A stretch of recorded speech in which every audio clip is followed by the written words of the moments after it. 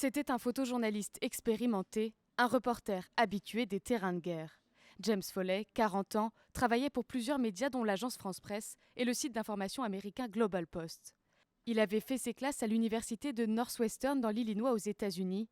Ses premières expériences de conflit, il les fait en travaillant auprès de l'armée américaine en Irak et en Afghanistan.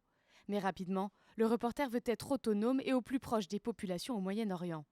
En 2011, il est capturé en Libye avec d'autres journalistes, 44 jours de détention par des soldats fidèles au régime de Mouammar Kadhafi.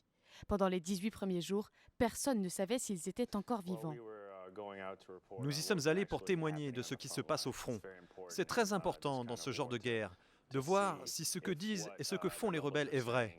Donc c'est important d'y aller et de confirmer, puis revenir pour le dire à nos agences.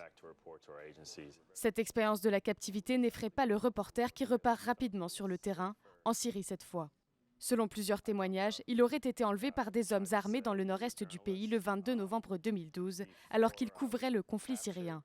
Il a été vu pour la dernière fois à Binesh et était détenu avec des dizaines de journalistes capturés en 2012 et 2013 et pour la plupart indépendants, donc sans le soutien d'un média. Sa famille, qui avait lancé une campagne d'information, n'avait eu aucune nouvelle depuis. Son assassinat a été revendiqué ce matin par l'État islamique, un groupe de djihadistes issus d'Al-Qaïda, en représailles aux frappes aériennes américaines qui les bombardent dans le nord de l'Irak.